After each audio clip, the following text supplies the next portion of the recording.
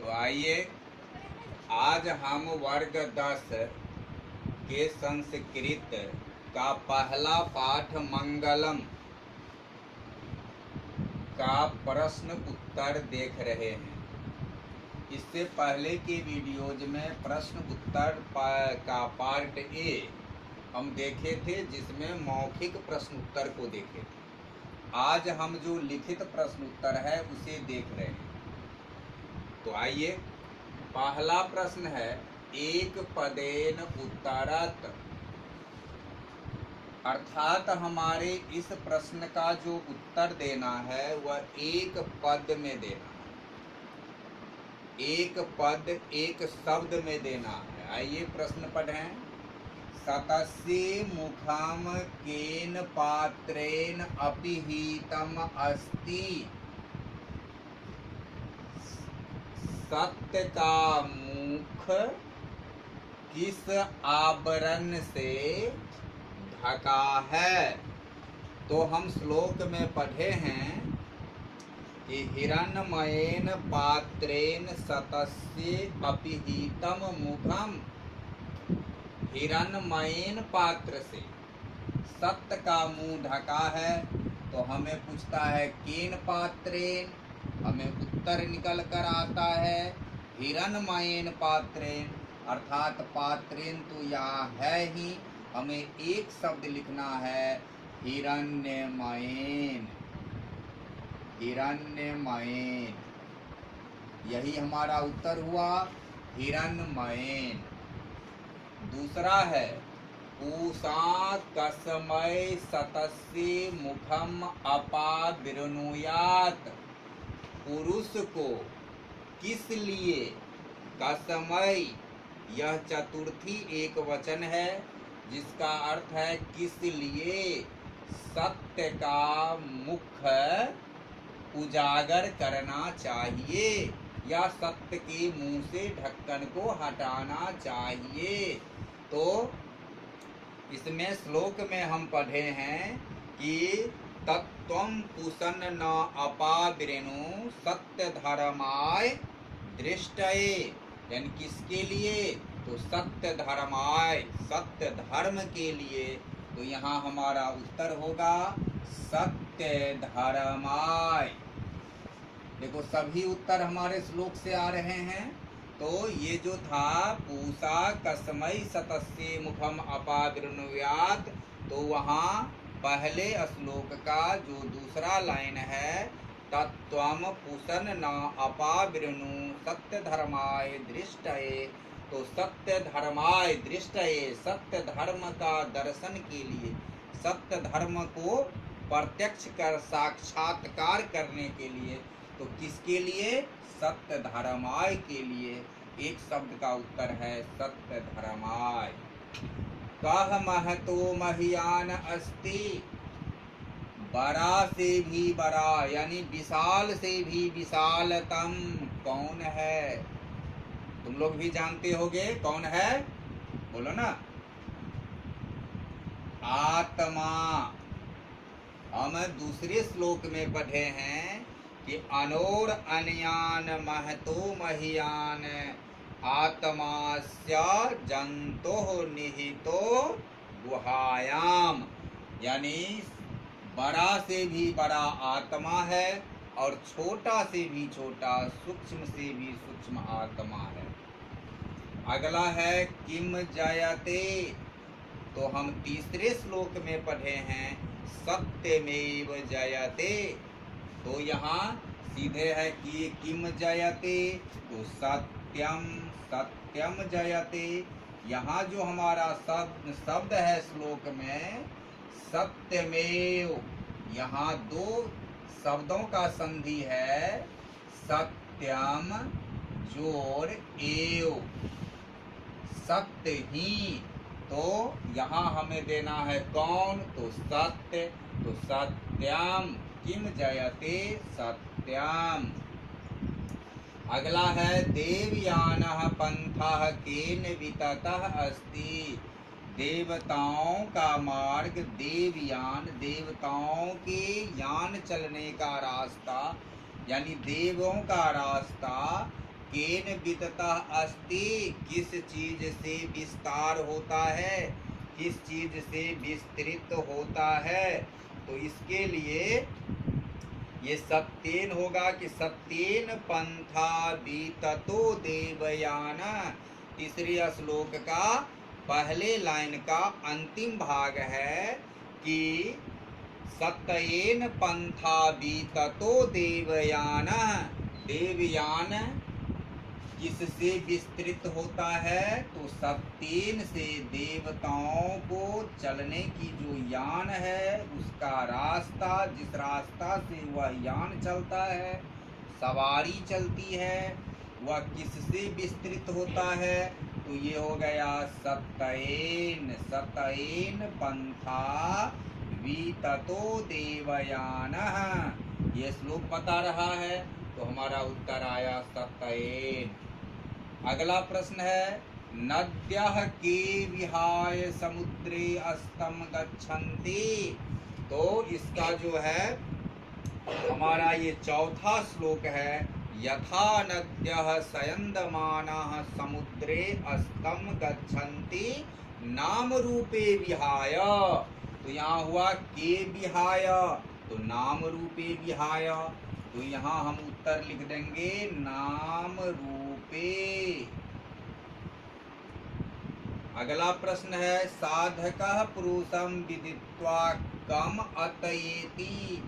साधक पुरुष को जानकर कौन पार करता है, किसको पार करता है। कम या द्वितीया विभक्ति है, किसको पार करता है, तो मृत्यु को पार करता है। मृत्युम उपैति।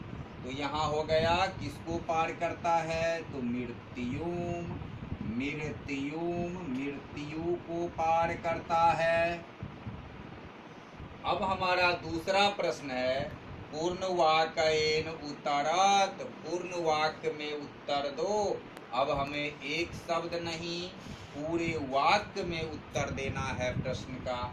और पहला प्रश्न है, कस्ये गुहायाम अनोह अन्यान आत्मा निहितः अस्ति। किसके गुफा में, हृदय गुफा में, किसके हृदय गुफा में सूक्ष्म से भी सूक्ष्म आत्मा निहितः अस्ति, मौजूद है, उपस्थित है। तो किसके हृदय गुफा में, तो हम देखें हमारा दूसरा जो श्लोक है, अनोर अनियान महतो महीयान आत्मायस्य जंतोर निहितो, जंतोर निहितो गुहायाम। कहाँ, जंतो निहितो, जंतो यानी जंतु के हृदय गुफा में है।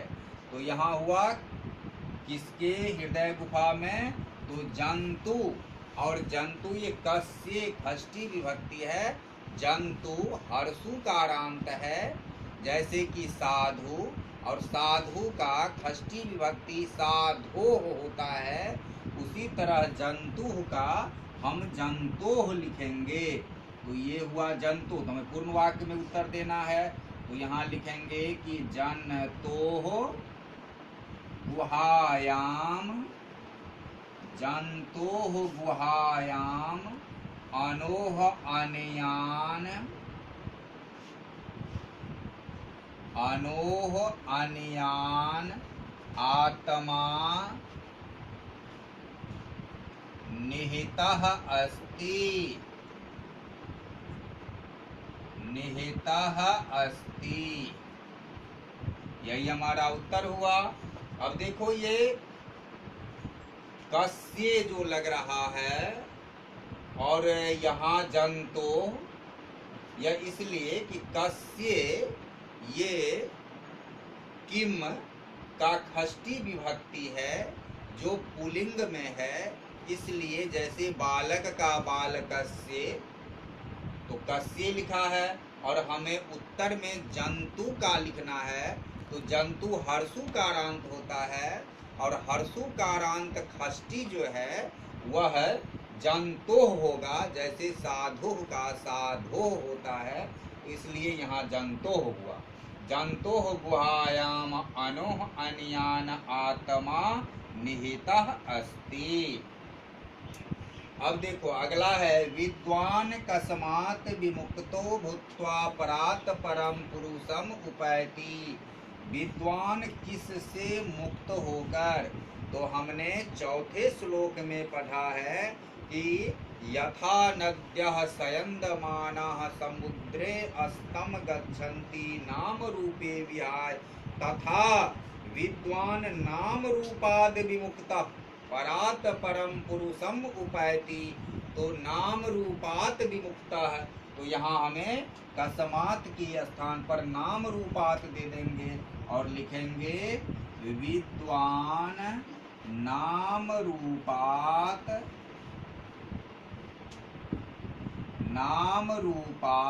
विमुक्ता है। नाम रूपात विमुक्ता है, विमुक्तो नाम रूपात विमुक्तो भूत्वा परात परम पुरुषम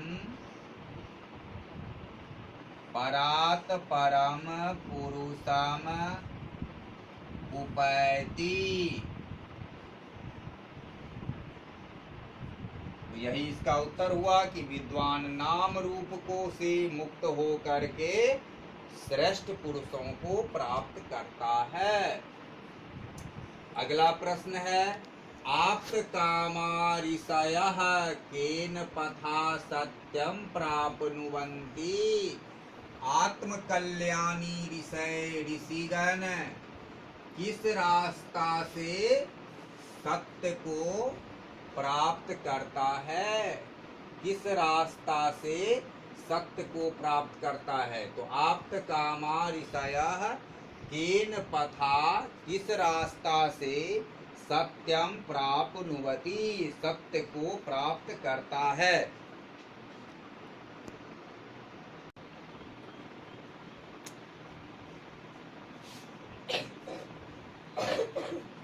तो यहाँ है आप्त कामा ऋषयः केन पथा सत्यम प्राप्नुवन्ति। तो जैसा कि हमारे तीसरे श्लोक है कि सत्यमेव जयते नानिरतं सत्येन पंथा विततो देवयानः येन अकर्मन्ति ऋषयो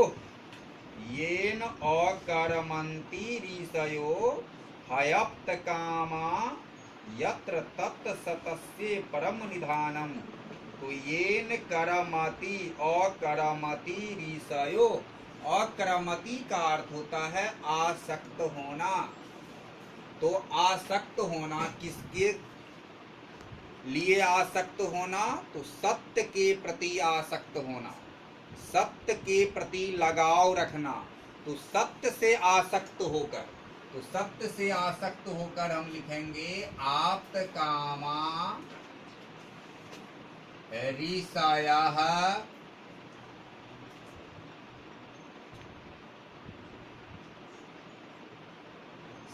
सत्येन सत्येनासक्तः सत्येनासक्तः सत्यम प्राप्नुवन्ति। सत्य से आसक्त होकर सत्य को प्राप्त करता है। आप्त कामा ऋषयः सत्य से आसक्त होकर सत्य को प्राप्त करता है। अब अगला हम देखें, विद्वान कीदृशं पुरुषं वेति। विद्वान किस प्रकार के पुरुष को जानता है, तो महानतम या परात परम पुरुषम वेति। यहाँ लिखेंगे कि विद्वान परात परम पुरुषम वेति। अब हम अगले प्रश्न पर चलें।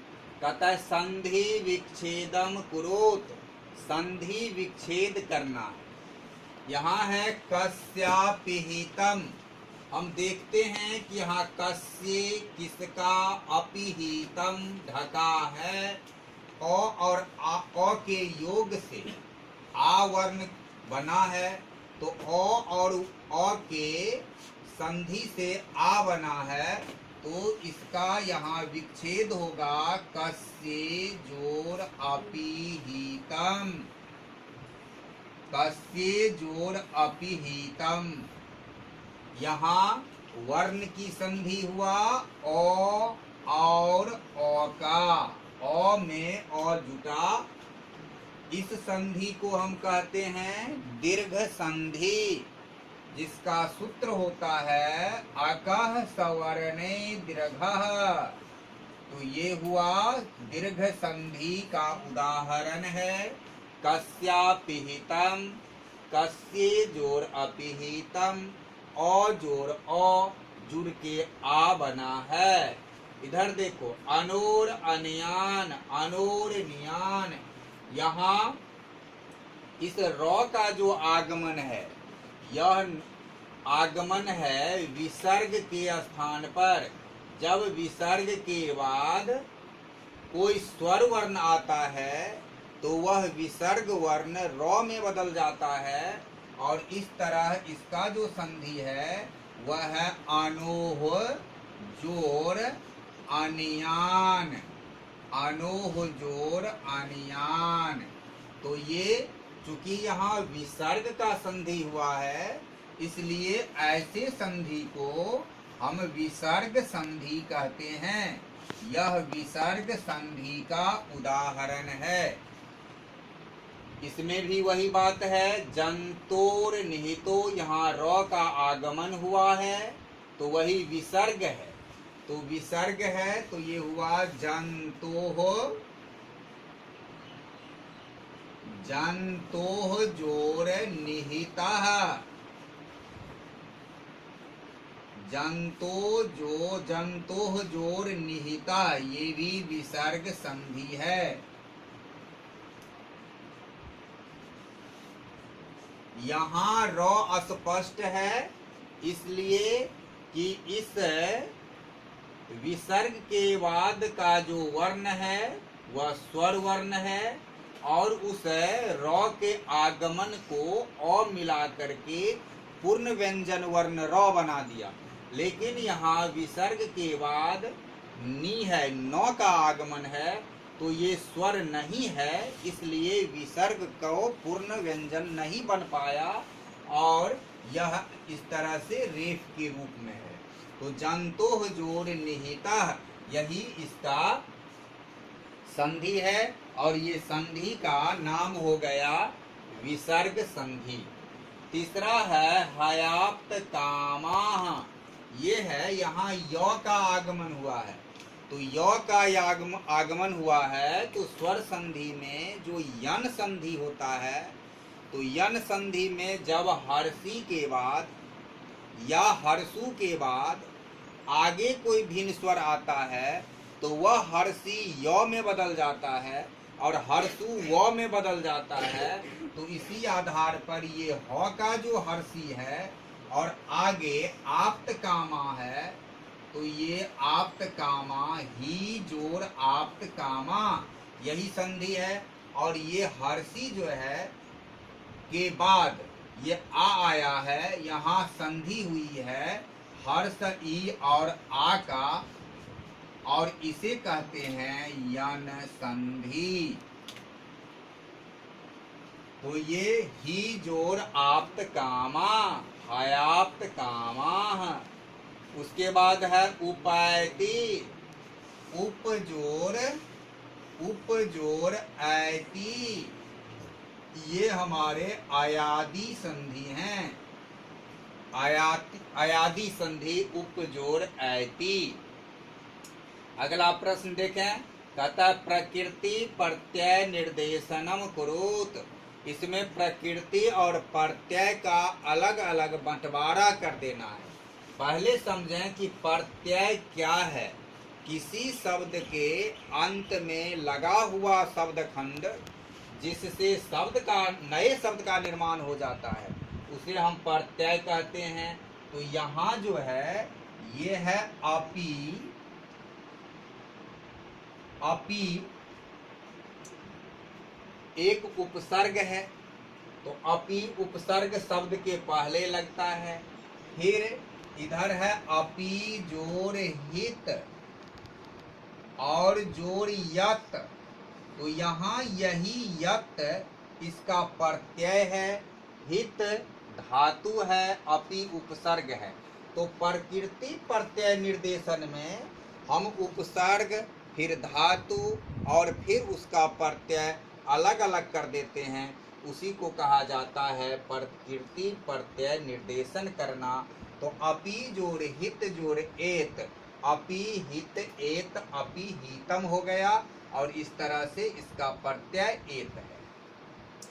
निहितः, यह है निह जोड़ इतः, निह जोड़ इतः, इसमें कोई उपसर्ग नहीं है, इसके दो ही पार्ट हैं, एक निह धातु है और इसमें इतः प्रत्यय जुड़ा हुआ है। उसके बाद है विमुक्तः, वि जोड़ मुंच जोड़ कतः। अब देखो इसके अंत में भी तो विसर्ग है और इसके अंत में भी तो विसर्ग है, तब फिर जो है इसमें हम निह जोड़ इतः कर दिए और इसमें कतः कर दिए। ऐसा क्यों हुआ? ऐसा इसलिए हुआ कि यह उपसर्ग सहित एक धातु है। दूसरी बात, ऐसा धातु है कि ये मुंच धातु है जिसका आदेश मुक हो गया है, लेकिन यहाँ निह धातु निह के रूप में ही है, इसका आदेश नहीं बदला, इसलिए इसमें जो अंतिम जुड़ा हुआ पार्ट है इतः वह प्रत्यय है, और इसमें मुंच धातु है छुटकारा मुक्त, और उसमें कतः प्रत्यय हुआ, वी जोड़ मुंच जोड़ कतः। अब विहाय है, इसमें भी वी उपसर्ग है, हा धातु है और लयप प्रत्यय है। वी जोड़ हा जोड़ लयप, यदि अंत में ये य या आय आता है तो यह मुख्य रूप से लयप प्रत्यय होता है। हाँ, इसमें है यदि इसके पहले उपसर्ग नहीं आता है तब ये लयप प्रत्यय नहीं होकर दूसरा प्रत्यय होता है। चलो विततः, विततः इसमें भी देखो क्या है, विद धातु है, यहाँ उपसर्ग नहीं है, लेकिन विद धातु है, यहाँ द तृतीय वर्ण है, विद धातु है, तो विद धातु में कतः प्रत्यय जुटा है। यहाँ देखो चौथा और चौ का आगमन क के रूप में हुआ था, तो उसमें जो वर्ण परिवर्तन है वही वर्ण परिवर्तन द का आगमन त के रूप में हुआ है, तो यहाँ कत प्रत्यय होगा। तो ये हमारे प्रकृति प्रत्यय निर्देशन था। अब इसके बाद है समास विग्रह। देखो समास क्या है, समास भी मेल है और संधि भी मेल है। हमने यहाँ संधि किया है, तो संधि भी मेल है और समास भी मेल है। अंतर क्या है कि संधि में दो वर्ण मिलता है और समास में दो शब्द मिलता है। संधि में दो वर्ण मिलता है और समास में दो शब्द मिलता है। दूसरा अंतर क्या है कि संधि अपने विभक्ति चिन्ह को नहीं छोड़ता है, लेकिन समास अपने विभक्ति चिन्ह को छोड़ देता है। तो यहाँ देखो अनिरितम, अनिरितम का मतलब हुआ कि अनिरितम अर्थात जो निरित नहीं है, जो रित नहीं है, अनरितम जो रित नहीं है अर्थात जो सत्य नहीं है। तो यहाँ जहाँ जहाँ हमें जिस शब्द में नकारात्मक भाव आता है उसका विग्रह हम करते हैं न के साथ, तो हम इसका विग्रह करेंगे नौनिरितम। ये हुआ नौनिरितम, निरित नहीं है अर्थात सत्य नहीं है, और ऐसा नकारात्मक अर्थ देने वाला जो समास होता है उसका नाम है नया समास। तो इसमें नय समास है। अगला है आदित्य वर्णम। इसका क्या अर्थ हुआ? सूरज के जैसा रंग, आदित्य के जैसा रंग। तो ये आदित्य के जैसा रंग, बीच का के जैसा को छोड़ दिया है और ये समास बन गया है आदित्य वर्णम। हमें उसी के जैसा को बीच में इन करा देना है तो विग्रह हो जाएगा। तो हम इसे लिखेंगे आदित्यम, आदित्यम, आदित्यम इव वर्णम, आदित्यम इव वर्णम। आदित्य के जैसा रंग। और इस को पूर्ण वाक्य करने के लिए पूरक स्वरूप हम दे देंगे अस्ति। तो आदित्यम इव वर्णम अस्ति। चूंकि अस्ति हम पूरक के रूप में दिए हैं तो उसे हम कोष्ठ लगा देंगे। तो आदित्यम इव वर्णम अस्ति। ऐसा समास जो इस तरह से के जैसा, की तरह, इस तरह से करके आता है, ऐसे समास का नाम होता है कर्मधारय समास। और ये जो समास है यह हमारा समास है कर्मधारय समास। चलो अगला देखते हैं वित्त शोकः। वित्त शोकः किसे कहते हैं? वित्त माने जो खत्म हो गया है, शोकः शोक, अर्थात जिसका शोक खत्म हो गया। इसको हम कैसे विग्रह करेंगे? जिसका यस्य शोकः गतः, यस्य शोकः गतः, जिसका शोक चला गया, जिसका शोक खत्म हो गया, यस्य शोकः गतः। और ऐसे समास को हम कहते हैं बहुव्रीहि समास, क्योंकि इस शब्द में न शोक का कोई अर्थ है, न जाना का कोई अर्थ है। अर्थ है एक ऐसा व्यक्ति जिसके पास शोक नहीं है। तो इस समास का नाम हो जाएगा बहुव्रीहि समास। अब देखो देवयान, देवता का यान, का इसमें इन करेगा, विभक्ति चिन्ह है और इसे हम लिखेंगे देवस्य यानः, देवस्य यानः। और ये विभक्ति चिन्ह जो प्रत्यक्ष रूप में आता है, ऐसे सभी समास तत्पुरुष समास होते हैं और जो विभक्ति है वह जोड़ेंगे। तो देवस्य षष्ठी विभक्ति है तो ये हुआ षष्ठी तत्पुरुष, षष्ठी तत्पुरुष। उसके बाद आगे है नानय, वही बात जो हमने पहले और नित्यम में दिखाया, नौ अन्यः, नौ अन्यः। और चूंकि ये नकारात्मक भाव दे रहा है तो ये हुआ नय समास। तो इस तरीका से हम आज इतने प्रश्नों के उत्तर को देखा संस्कृत के, और इस पाठ की प्रश्नोत्तर जो था वह पूर्ण हुआ।